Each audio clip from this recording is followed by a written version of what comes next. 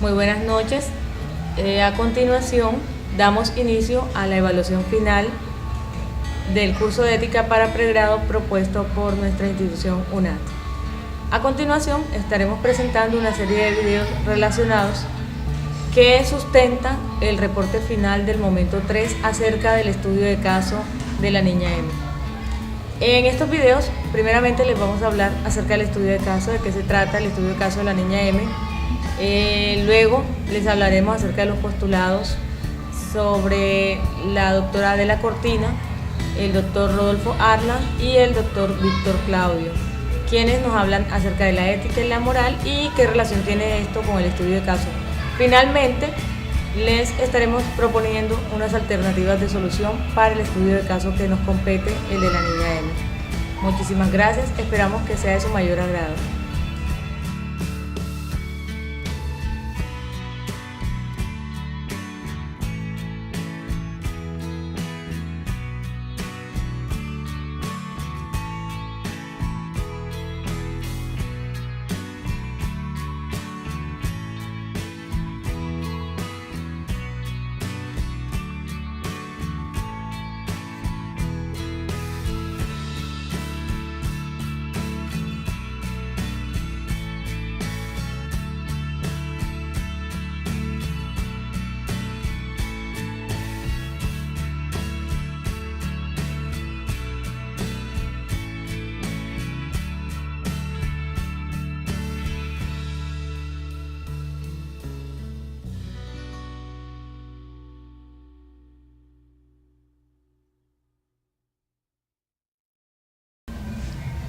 Muy bien, ahora a continuación voy a hablarles acerca de los diferentes postulados que tienen que ver con la ética y la moral, descritos por personalidades como el señor Rodolfo Arlan en su postulado de ética y corrupción, la doctora Adela Cortina cuando nos habla acerca del pluralismo moral y democracia deliberativa, y por último el doctor Víctor Claudio, que nos habla acerca del dilema de lo ético.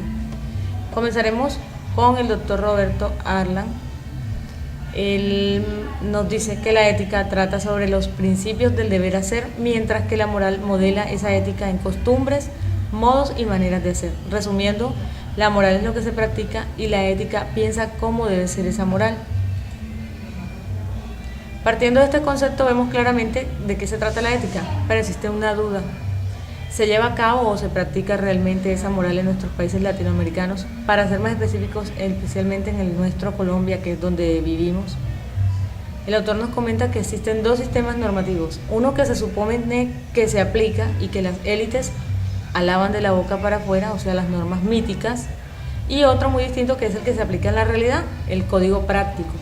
Los ciudadanos, sean funcionarios públicos o no, que actúan amparados bajo el código práctico, saben que están violando las normas míticas y por lo tanto deben actuar discretamente. Podemos decir que es bien sabido por todos nosotros, todos somos conocedores de cómo se practica la corrupción en Colombia.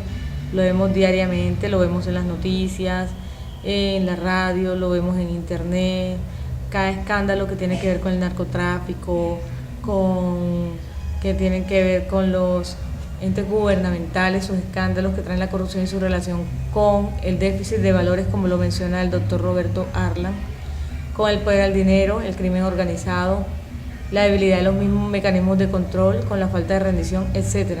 Pero sobre todo está relacionado con la falta de compromiso ético ciudadano, como también lo dice el doctor Roberto Arlan.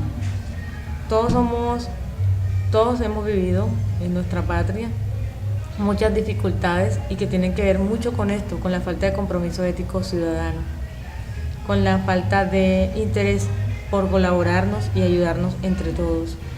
Y empieza desde arriba, desde los entes gubernamentales, pero también tenemos participación los ciudadanos, lastimosamente. Ahora, es claro que en el caso de estudio que nos compete, que es el de la niña M, quien fue secuestrada y violada por hombres armados, la cual quedó en estado de embarazo hace 3 meses, quien es proveniente de una familia de desplazados y a la cual su hermana la llevó para que le practicara un aborto de acuerdo a lo establecido en la norma, a quien finalmente las entidades ni el gobierno se manifestó, pero tampoco nadie le tendió la mano. En este caso vemos el mejor ejemplo de lo que es la corrupción y la violencia en Colombia, de la falta de ética, de la falta de compromiso con nuestras normas míticas. A continuación también voy a hablarles acerca del pluralismo moral y democracia deliberativa de la doctora Adela Cortina. Ella nos habla acerca de las éticas de máximo y los mínimos de justicia y nos habla acerca de la democracia participativa. Para ella el pluralismo moral sobre el cual nos informa es cuando en la sociedad existen distintas opiniones de vida feliz o de vida buena, o también llamado por la doctora como ética de máximos, donde se puede compartir el mismo espacio vital porque se tienen unos mínimos de justicia. Comenta que muchas sociedades hoy en el mundo estamos por debajo de esos niveles mínimos de justicia y que existen algunos en los que no debemos estar dispuestos a retroceder, como los derechos humanos de primera y segunda generación, ya sean los derechos civiles y políticos, la libertad de expresión, la participación en la vida, el derecho a la vida, a la educación, económicos, sociales, etc. Y los derechos de tercera generación, como son la paz, un medio ambiente sano, etc. Ella hace énfasis en que las exigencias de justicia son fundamentalmente universales.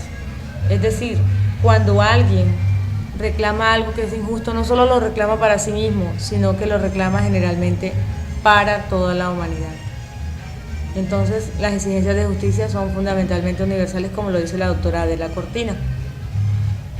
Nos habla que deben existir acuerdos que den conclusión a esta pretensión de justicia. Cuando existe una pretensión de justicia, un reclamo acerca de la justicia, deben existir acuerdos que den una conclusión, una finalidad a esto.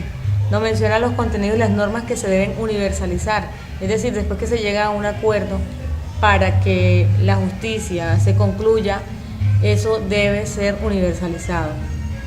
El problema, y que es un problema ético que mencionaremos más adelante, es establecer cuáles de esas normas son las que son buenas y cuáles son las que deben universalizarse y cuáles no. El problema es decidir, cuáles de estas normas se deben universalizar. Por ello, la doctora Adela Cortina nos propone el diálogo de la ética, donde se deben reunir los afectados y tratar de llegar a la simetría de condiciones para que todos, sin excluir a nadie, podamos llegar a una conclusión. Luego nos inspira con el concepto de democracia deliberativa, explicando que somos los ciudadanos deliberando abiertamente y participando en todas las decisiones del gobierno. Esto legitimiza la política y que debemos ser un pueblo, un conjunto de individuos que a pesar de las diferencias se saben unidos por el diálogo y la deliberación, en lugar de una masa que es todo lo contrario, un conjunto de individuos muy débiles que se unen en ciertos momentos para alcanzar algo. Manifiesta que la deliberación tiene virtualidades epistemológicas, es decir, cuando salen a flote un conjunto de soluciones que no se hubiesen pensado jamás, y virtualidades pedagógicas cuando nos ponemos en los zapatos del otro y entendemos sus necesidades. Entonces ella nos da una serie de pasos para que se dé una buena deliberación, como son que todos los miembros lancemos propuestas, que las personas deliberen y debatan sobre las propuestas intercambiadas con argumentos que puedan aceptar los demás, y por último hacer un boceto acerca de la responsabilidad que asumiría cada integrante si llega a un acuerdo, para finalizar, oficializar ese acuerdo. Tener presente todos estos conceptos es muy importante, ya que nos ayudan a comprender mejor que es a través de una ética basada en la justicia la que nos va a permitir dialogar y deliberar acerca del tema que nos compete en el estudio de caso, que es el de la niña M. Deliberar acerca de las diferentes propuestas que le vamos a dar al caso M para llegar a un acuerdo y finalmente a una solución construida con la participación y la buena voluntad de todos, basados en el respeto a la opinión de cada cual, proyectados hacia una misma dirección, la búsqueda de la solución a un problema social muy grave y cruel, como es el caso que nos compete, el de la niña M. Ahora bien, vamos a hablar acerca del dilema de lo ético por el señor Víctor Claudio. Este interesante tema de lo ético descrito por el doctor Víctor Claudio nos muestra cómo a través de la historia se han dado todos los caminos sobre el bien y el mal, y actualmente en los dilemas de lo ético lo que nos induce es a un tercer camino el cual haga menos daño en la resolución de problemas morales.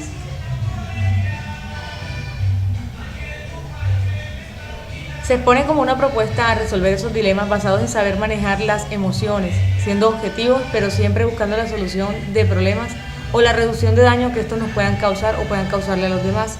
Se habla del nivel profesional de la deontología, las cuales, como habíamos visto antes en los códigos o normas éticas, son los códigos o normas éticas por las que se rigen actualmente los profesionales para desempeñar sus cargos de manera altamente e íntegramente profesionales. También el autor nos pone como ejemplo casos particularmente difíciles de solucionar por la envergadura de intereses personales, emocionales y morales de las personas. Estos ejemplos nos llevan a reflexionar en que la búsqueda de soluciones siempre es debido a ajustarse a las normas que han sido creadas para dirigir situaciones apremiantes, con el deseo de llegar a reducir el daño hacia los demás. Son normas por consiguiente universales, como les pone la doctora de la Cortina, pues las exigencias de justicia son universales. Está relacionada con el código deontológico, donde se han establecido unos estándares para el cumplimiento de los profesionales, no solo en un carácter competitivo, sino altamente ético, que promuevan soluciones de cambio positivo y que generen bienestar para todos cuando se habla de resolver problemas. Ahora bien, relacionándolo con la deliberación acerca de concertar la mejor solución para el estudio del caso de la niña M, es necesario hacer uso de las normas y también de manejar códigos éticos que promuevan minimizar el sufrimiento, en este caso de la niña, quien está embarazada por causa de un acceso carnal violento por hombres de las Fuerzas Armadas. Se trata de tener en cuenta la opinión, como dice ahí la Cortina, de los más necesitados, en este caso de la niña M y su familia, y concertar si la norma la afecta o no y cuáles son las posibles soluciones a los problemas que encierran el incidente. Se trata de colocarnos en los zapatos de quien ha sufrido primeramente esta situación, producto de un sinnúmero de problemas profundos, pero sin pasar por alto las normas y leyes que deben aplicarse, no poniendo en riesgo ni en duda nuestra moral, sino que a través de ellas se busca la mejor opción o propuesta para resolver este caso. Muchas gracias, espero que sigamos continuando. A continuación seguimos con el tema de las propuestas que le damos al caso. Esperamos haber resuelto algunas dudas y dejando en claro de qué se trata lo ético y la moral. Muchas gracias. Buenas tardes, señor tutor y compañeros. Mi conclusión final para el caso L y de acuerdo a todos los conceptos conocidos por las lecturas a través de todos los momentos, vemos que la sociedad colombiana nos falta valores morales y mínimos de ética, porque en el país la crisis no es económica, sino de falta de valores. En la conclusión del caso de él, para mí deben dialogar todas las partes implicadas, la niña M, la hermana, los médicos que atendieron el caso y las personas del Instituto Colombiano de Bienestar Familiar, teniendo en cuenta lo que las leyes colombianas han aprobado para estos casos en la sentencia C-355 del 2006 de la Corte Constitucional, pero teniendo en cuenta lo avanzado de su embarazo. La mayor ayuda no sería tomar en cuenta estas normas, sino una ayuda económica para que ella y su hijo tuvieran una vida digna.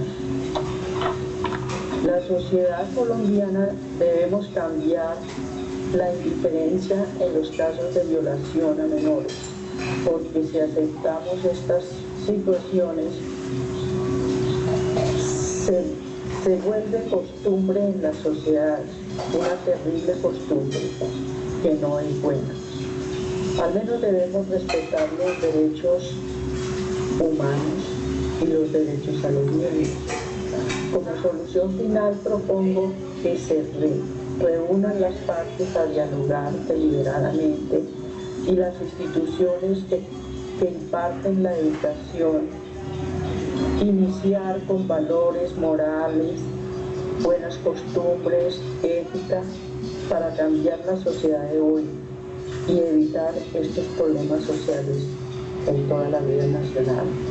Cordial saludo para todos.